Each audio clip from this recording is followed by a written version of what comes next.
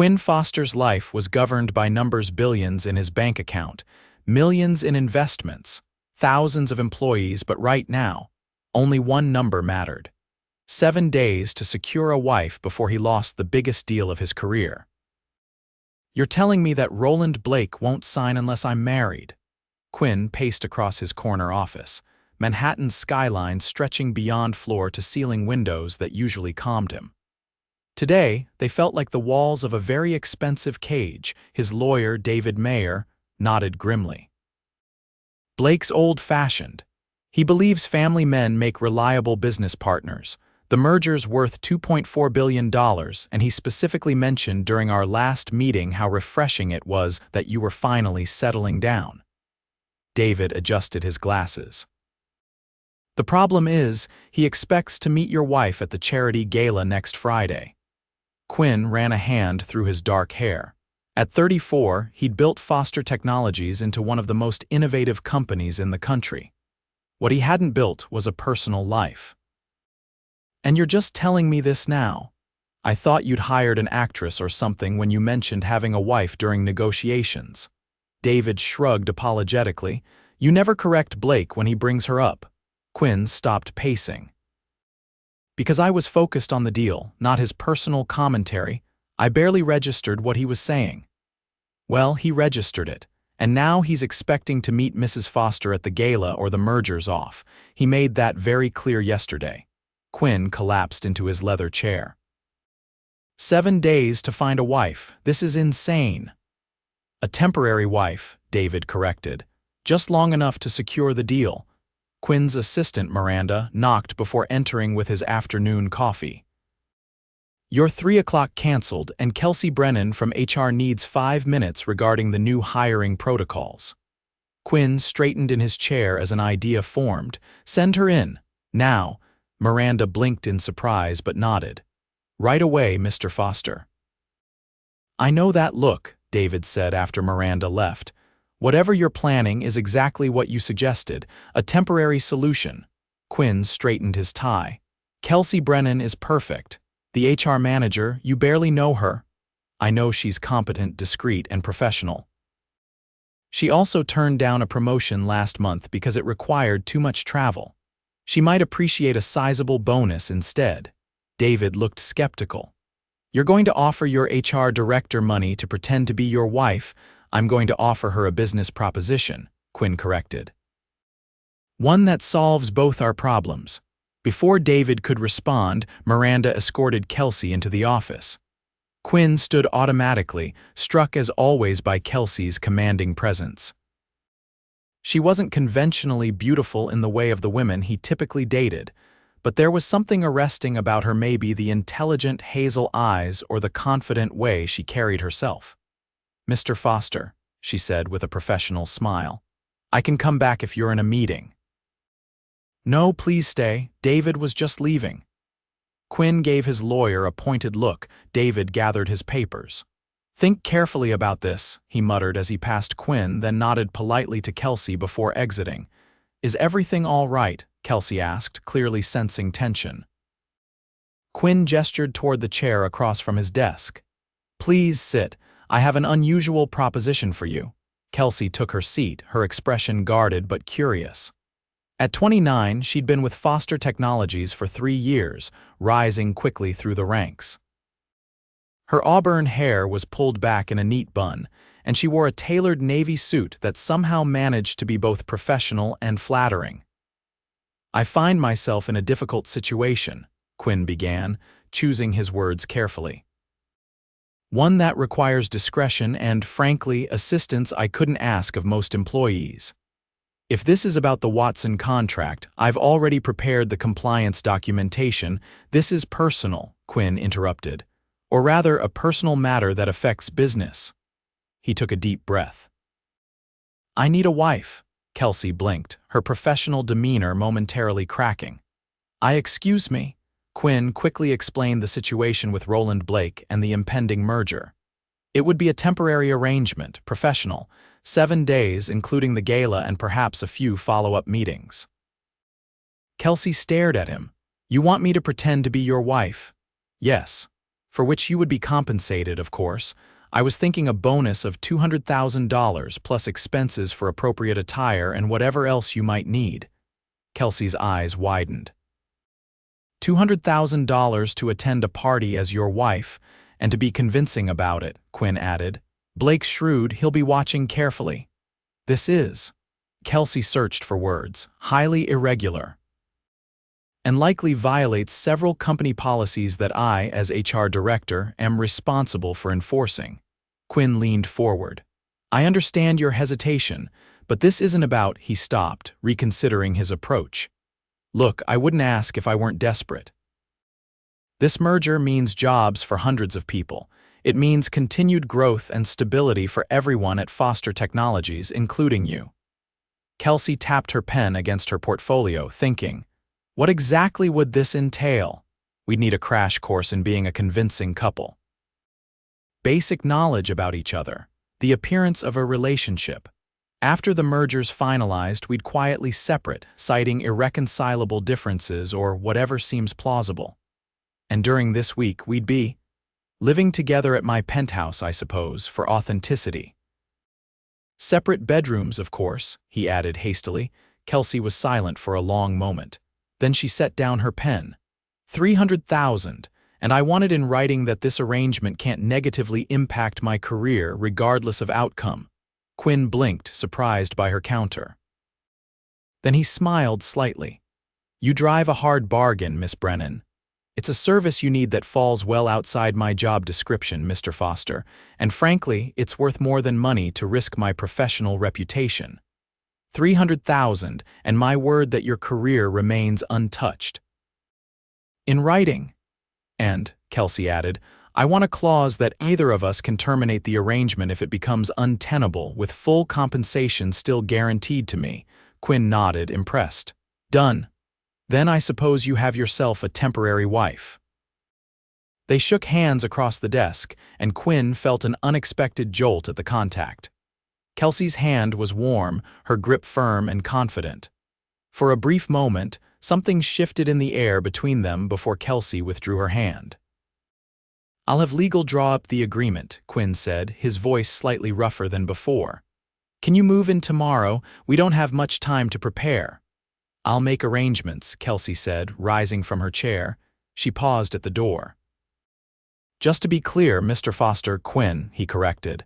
If we're going to be married, even temporarily, you should use my first name. Quinn, she repeated, and something about hearing his name in her voice made his chest tighten unexpectedly. This is strictly business, he nodded firmly. Strictly business. But as she left, Quinn found himself wondering if anything involving Kelsey Brennan could ever be strictly business. The next day, Kelsey arrived at Quinn's penthouse with 2 suitcases and a look of determination. The doorman had been expecting her, taking her bags and escorting her to the private elevator that led directly to Quinn's residence. The penthouse was exactly as she'd imagined. Spacious, minimalist, and impeccably decorated in shades of gray and blue. Floor-to-ceiling windows offered breathtaking views of Central Park. It was beautiful but felt more like a luxury hotel than a home. Kelsey. Quinn appeared from what she presumed was his home office, dressed casually in jeans and a black sweater that made him look younger and more approachable than his usual tailored suits. Welcome. This is. She gestured at the space around them. Too much. He looked momentarily self-conscious. Beautiful, she corrected, but it doesn't feel lived in. I'm not home much, Quinn admitted. Let me show you to your room. He led her down a hallway to a guest suite that was larger than her entire apartment. A king-sized bed dominated the space, with an ensuite bathroom that featured a shower big enough for 4 people and a soaking tub positioned beneath windows with automated privacy glass. Will this work? Quinn asked, watching her reaction. It's perfect, Kelsey said, still taking it all in. Thank you. The closet's through there. I've arranged for a stylist to bring some options for the gala and other events this week. She'll be here at 3 if that works for you. Kelsey nodded, though the thought of someone else shopping for her was foreign. I brought clothes. Of course, and I'm sure they're lovely. Quinn smiled slightly. But Roland Blake and his circle operate in a world where appearances matter. The right dress, the right jewelry, they're like armor. You mean they're status symbols? Yes, Quinn admitted. And while I don't particularly care about those things, they do. For this week, we need to play their game. Kelsey couldn't argue with the logic, even if it made her uncomfortable. All right, what's on the agenda for today? I thought we'd start with the basics. Quinn led her back to the living room where a folder sat on the coffee table. Everything you might need to know about me. Family history, education, favorites, habits, it's all there. I'd appreciate if you could create something similar for me. Kelsey picked up the folder. Efficient. I've also made dinner reservations for tonight at 11 Madison Park. It's visible enough that word will get back to Blake that we were there, but private enough that we can use the time to practice being a couple. Practice being a couple, Kelsey repeated, the absurdity of the situation suddenly hitting her. This is crazy, isn't it? Quinn's expression softened slightly. Completely, but I appreciate you doing it anyway. For the first time since this arrangement began, Kelsey looked directly into Quinn's eyes, really looked and saw vulnerability beneath his controlled exterior. It humanized him in a way their professional interactions never had. I should unpack, she said, breaking the moment. And start memorizing your life story, Quinn nodded. I'll be in my office if you need anything. Alone in her room, Kelsey opened the folder and began reading about the man she was supposedly married to. Born in Boston to successful academics, private schools, MIT for undergraduate and MBA, started Foster Technologies at 26 after developing a revolutionary algorithm for supply chain management. But it was the personal details that surprised her. Quinn's favorite food was his grandmother's lasagna. He ran 5 miles every morning, rain or shine. He was allergic to cats but had one as a child anyway, taking allergy medication daily until the cat passed at 17. He spoke fluent Italian and passable Mandarin. He donated anonymously to educational charities. Kelsey found herself reading the file twice, trying to reconcile the complex human being described there with the driven, sometimes distant CEO she knew professionally. By the time she needed to meet the stylist, Kelsey had prepared her own biographical sheet and changed into more casual clothes. She found Quinn in the kitchen, surprising her by cooking rather than working. "You cook?" she asked, unable to hide her surprise. Quinn glanced up from chopping vegetables. "My mother insisted all her children learn. She said being dependent on others for basic needs was a vulnerability she wouldn't accept." Smart woman. Terrifying woman, Quinn corrected with a slight smile. But yes, smart. "I made my file for you," Kelsey said, setting a folder on the counter. "Though it's not as comprehensive as yours." Quinn wiped his hands and picked it up. "May I?" Kelsey nodded, feeling strangely vulnerable as he began to read. Unlike Quinn's prestigious background, Kelsey had grown up in a middle-class neighborhood in Philadelphia, the daughter of a nurse and a high school history teacher. She'd worked through college at Temple University, then earned her MBA at night while working full-time. "You have 2 brothers," Quinn noted, still reading, "both younger, Kyle and Kevin," Kelsey confirmed. "My parents apparently loved the letter K. And your father coached your soccer team for 10 years. Quinn looked up. "You played soccer, midfielder. I wasn't great, but I loved it." "Why did you stop?" Kelsey shrugged. "Life, college, work, the usual reasons." Quinn returned to the file. "Favorite book, Pride and Prejudice." He raised an eyebrow. "Really? Judge all you want, but Elizabeth Bennet is still one of the best female characters in literature." No judgment. "It's just not what I expected." "What did you expect?" Quinn considered this. "Something more modern, business theory maybe?" "I get enough of that at work," Kelsey said. "When I read for pleasure, I want something different." The doorbell interrupted their conversation. "That must be Sabrina, the stylist," Quinn said, setting down the folder. "We'll continue this later."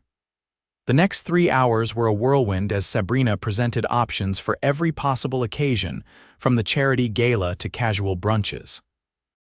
Despite her initial reservations, Kelsey found herself enjoying the process. especially when she emerged from the bedroom in a midnight blue gown that made even Sabrina fall silent. "That's the one for the gala," the stylist declared. Kelsey turned to Quinn, who had been quietly observing from the sidelines. His expression was unreadable, but his eyes had darkened noticeably. "What do you think?" she asked, suddenly self-conscious under his intense gaze. Quinn cleared his throat. "It's perfect, you look." He paused, searching for the right word. "Extraordinary." Something in his tone made Kelsey's pulse quicken. This wasn't the reaction of a man engaging in a business transaction. This was something else entirely. "I'll take it then," she said softly. By the time they left for dinner that evening, Kelsey had a new wardrobe and a growing sense that this arrangement might be more complicated than she'd anticipated. 11 Madison Park was exactly as exclusive as its reputation suggested. They were escorted to a corner table with views of Madison Square Park, the restaurant's subtle lighting casting everyone in a flattering glow. "This is where you'd bring a date?" Kelsey asked after they'd ordered, taking in the Michelin-starred surroundings. "Honestly, no."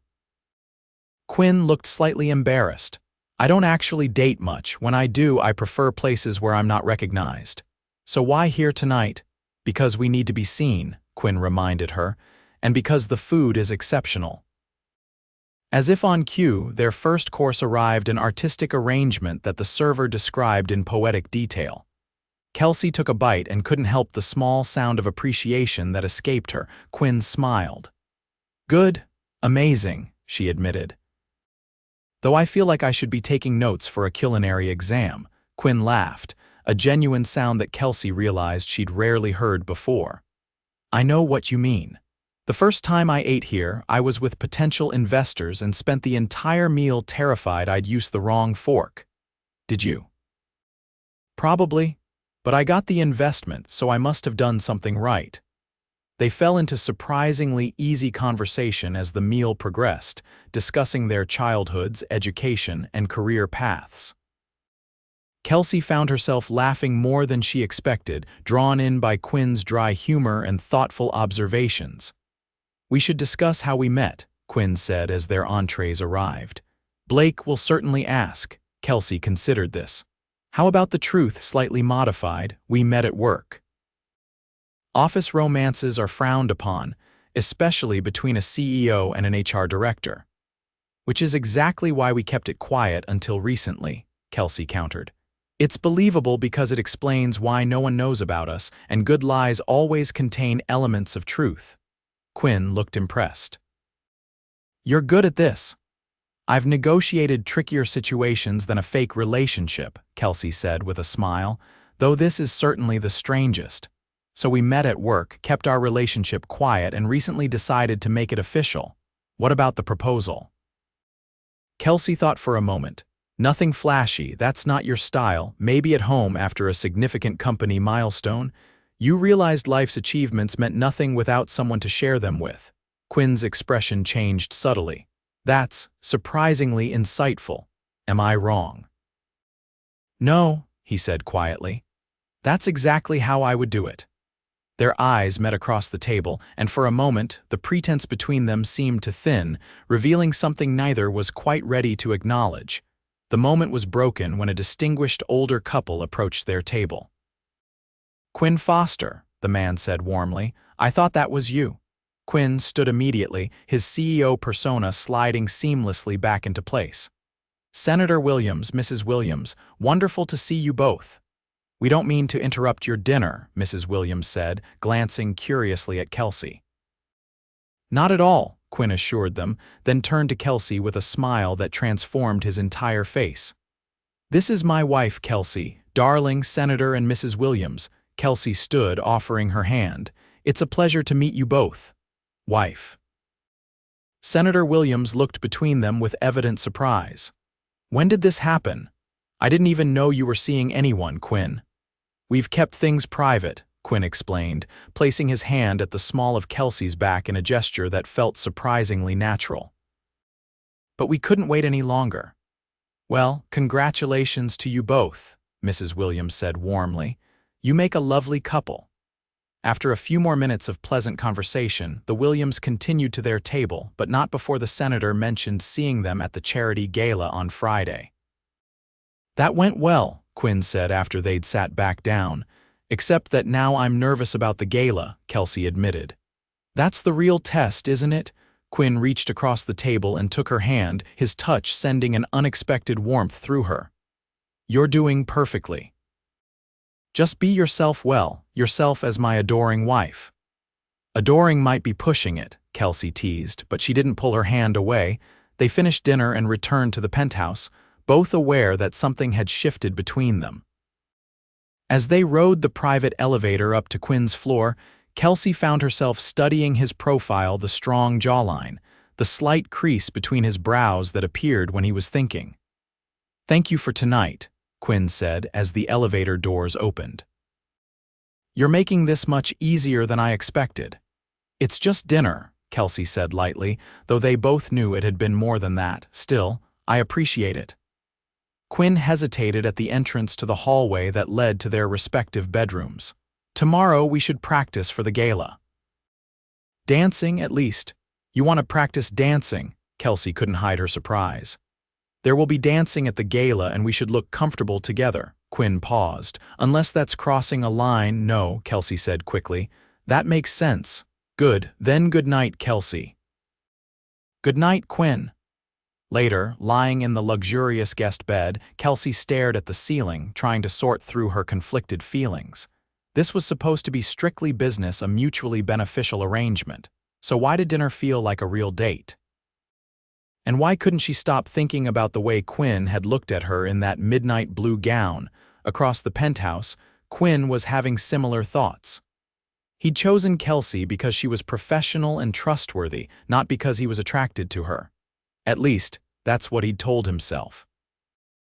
Now, after spending just one day in her company, he was questioning everything about his carefully ordered life. The next morning, Quinn woke early for his usual run, surprised to find Kelsey already in the kitchen, dressed in running clothes. "Morning," she said, sipping a glass of water.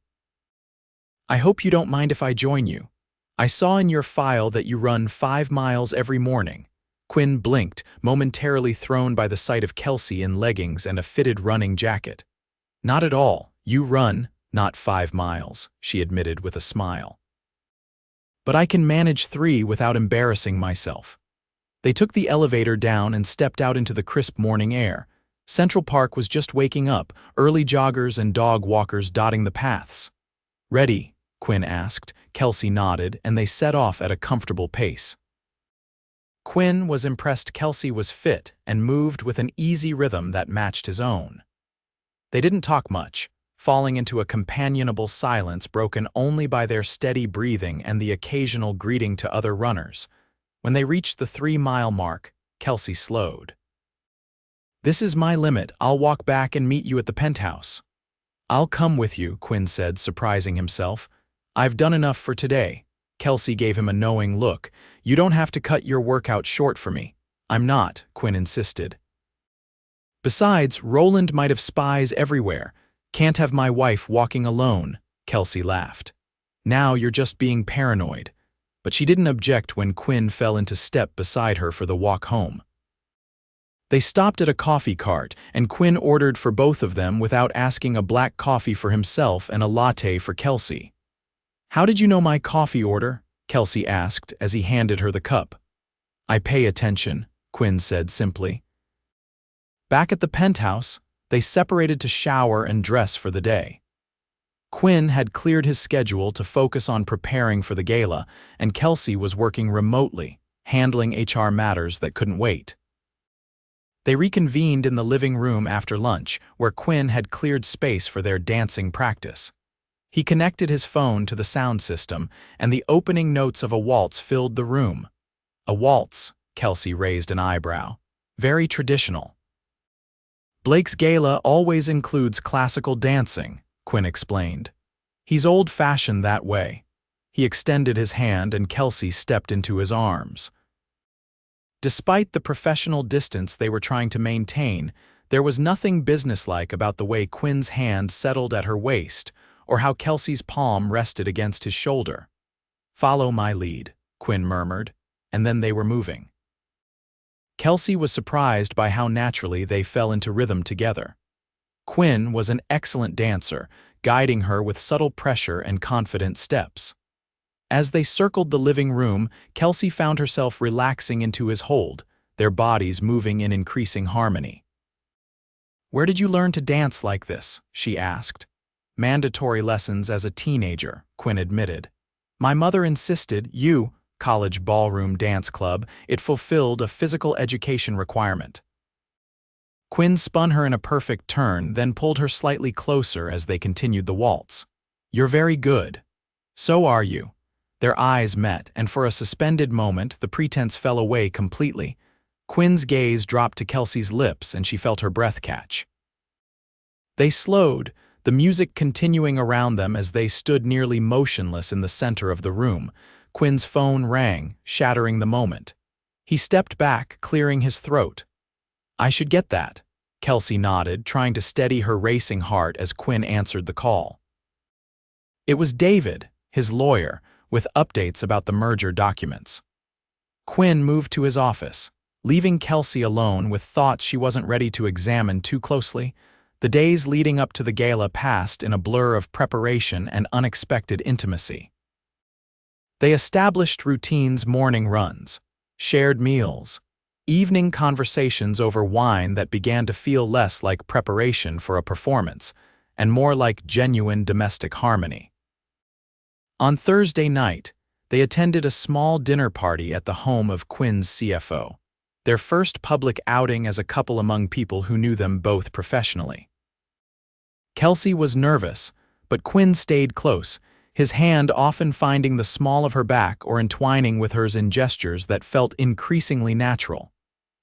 "You two are so well matched," commented the CFO's wife as she and Kelsey stepped away to refresh their drinks. "I'll admit, I was surprised when Quinn mentioned he'd gotten married, but seeing you together, it makes perfect sense."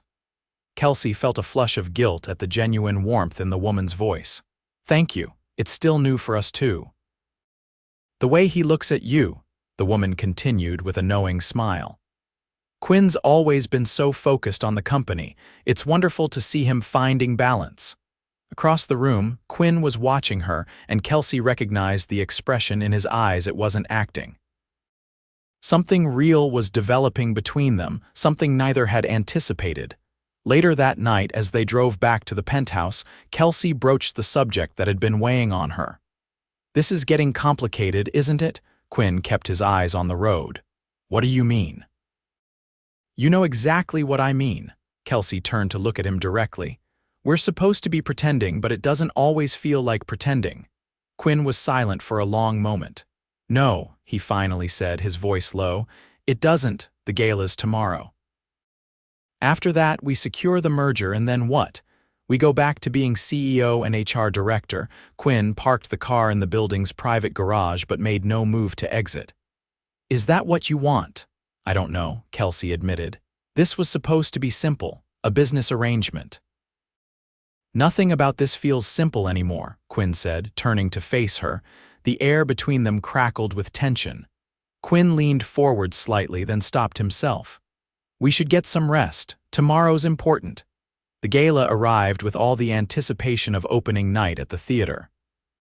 Kelsey spent the afternoon being pampered by professionals. Quinn had arranged hair, makeup, final fittings for her gown. By the time she emerged from her room, she looked every inch the wealthy businessman's wife, the midnight blue gown complemented by tasteful diamond jewelry on loan from Tiffany's.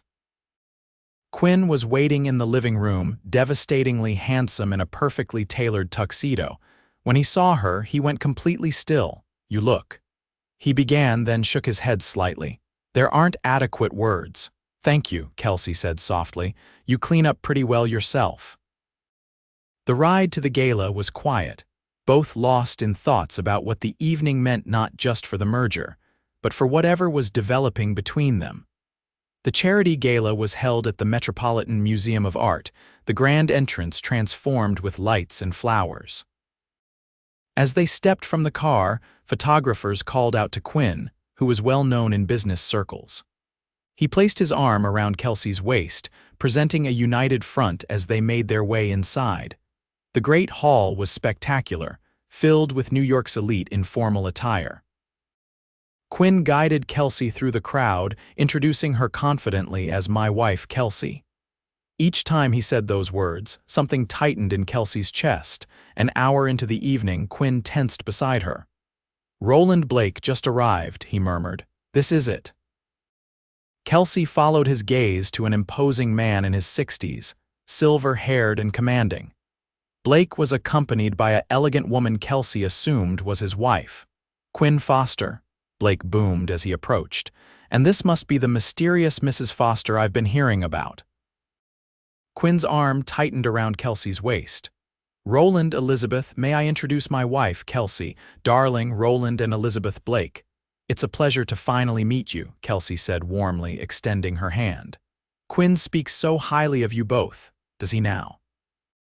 Blake's sharp eyes assessed her. "Funny, he barely mentioned you until recently. I was beginning to think he'd invented you." Kelsey laughed lightly. "Quinn's always been private about personal matters. We wanted to be certain before making things official." "And now you are," Blake said, still watching them carefully. "How did you two meet?" Quinn began to answer, but Kelsey placed a hand on his arm. "Actually, I'd been working at Foster Technologies for nearly a year before Quinn really noticed me." "Is that right?" Blake looked amused. "I noticed you," Quinn protested, and the genuine feeling in his voice surprised even Kelsey. "Maybe," she conceded with a smile that felt entirely real. "But you were so focused on the Watson project that I practically had to spill coffee on you to get your attention." "She's exaggerating," Quinn told the Blakes, but his eyes never left Kelsey's face. "I was aware of her from day one. I just wasn't sure how to approach the brilliant woman who kept challenging all my assumptions." "He sent meeting invites," Kelsey confided to Elizabeth. "Very romantic." Elizabeth Blake laughed. "Sounds like a typical businessman. My Roland proposed over breakfast with a graph showing projected happiness indexes if I accepted." The conversation flowed easily after that, and Kelsey could see Blake warming to her.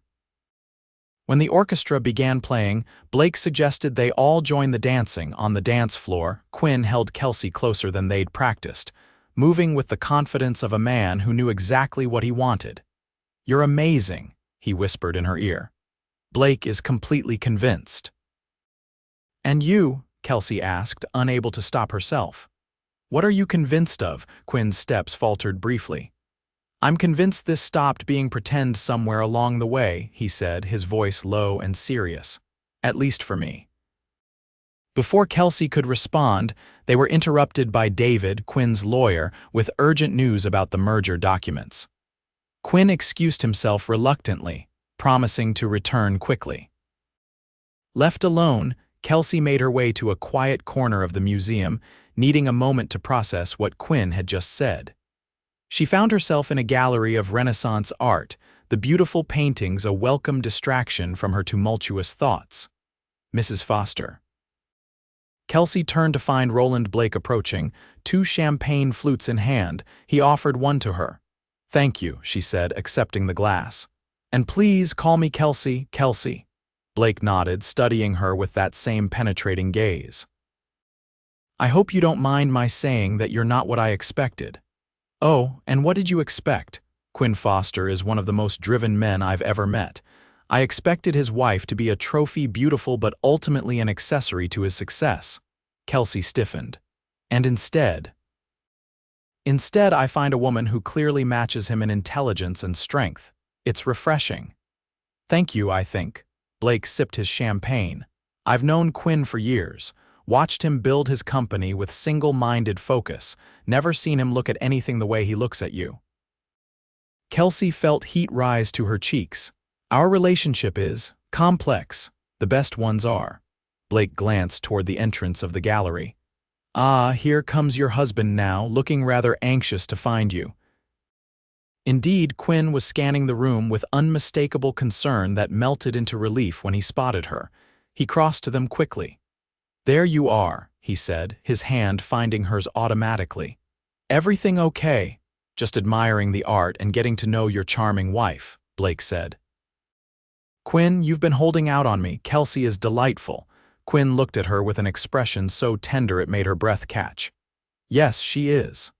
Well, Blake said, finishing his champagne, I believe I've seen everything I needed to see tonight. Quinn, I'll have my people contact yours on Monday to finalize the merger. Thank you, Roland, Quinn said, clearly surprised by the abrupt conclusion. Blake nodded to them both.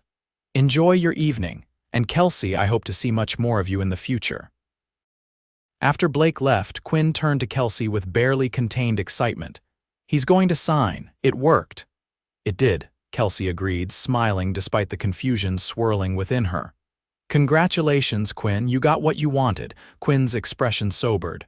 Not everything I want, not yet. He took her hands in his. Kelsey, what I said before, we should celebrate, Kelsey interrupted, suddenly afraid of what might come next. This is your moment, the merger you've been working toward for months. Quinn studied her face, then nodded slowly. All right, but we need to talk. Soon. They returned to the main hall, where Quinn was immediately surrounded by well-wishers who'd heard rumors of the merger's success. Kelsey stood by his side, playing her role perfectly while her mind raced with possibilities and fears.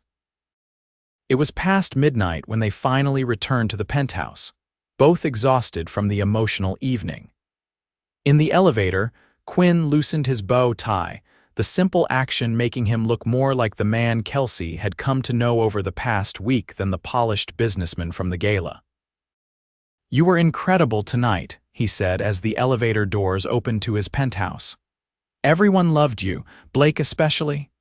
It wasn't difficult, Kelsey admitted, slipping off her heels with a sigh of relief. Your world isn't so different from what I'm used to at work, just fancier clothes and better food, Quinn smiled. You'd make an excellent CEO's wife. The words hung in the air between them, laden with meaning. Kelsey looked up to find Quinn watching her intently. Quinn, please, he interrupted gently. Let me say this. When I asked you to pretend to be my wife, I thought it would be simple. A business arrangement between two professionals I never expected to. He took a deep breath. I never expected to wish it were real. Kelsey's heart thundered in her chest. Quinn, this week has been a fantasy. Designer clothes, 5-star restaurants, charity galas, it's not real life. That's not what made this week special, Quinn said, moving closer. It was waking up knowing you were here, running together in the morning. Talking over dinner, just being with you. We barely know each other, Kelsey protested weakly. I know enough, Quinn said, his voice low and certain. I know you're brilliant and kind. I know you value honesty and hard work. I know you love your family and take your coffee with 1 sugar.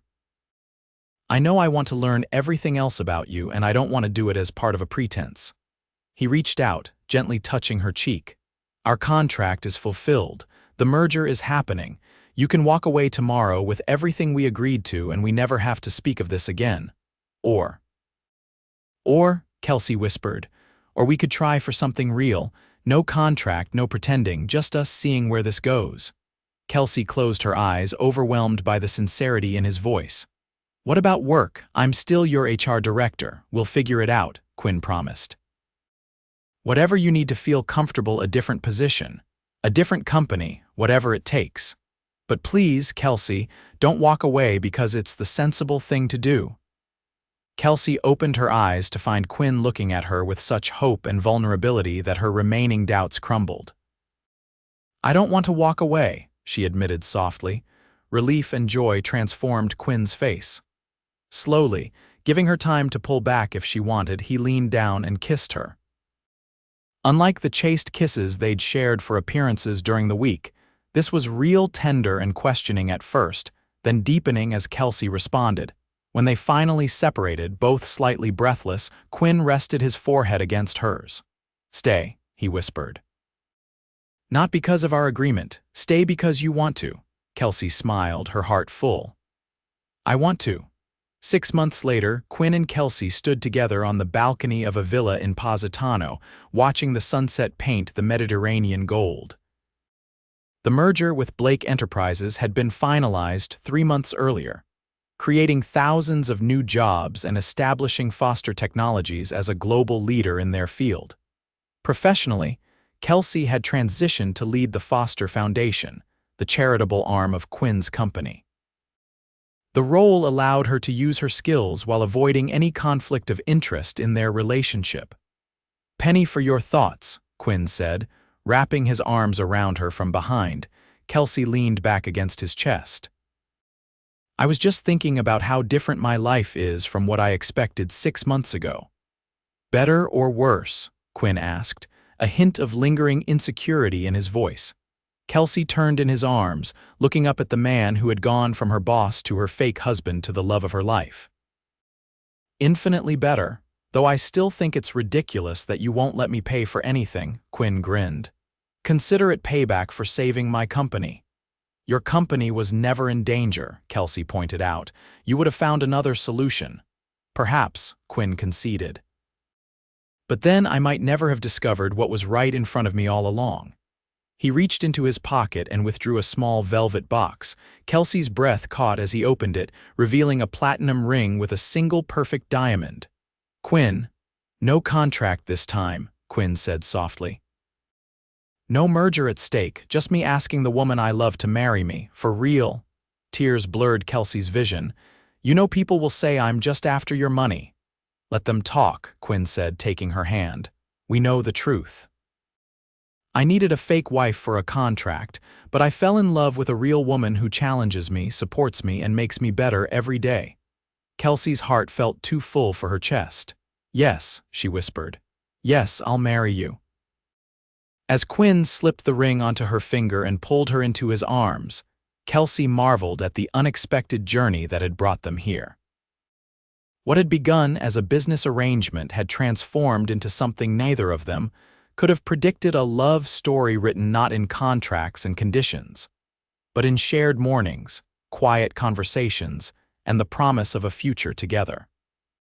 Sometimes, Kelsey reflected as Quinn kissed her beneath the Italian sunset, the most beautiful realities grew from the most unlikely pretenses.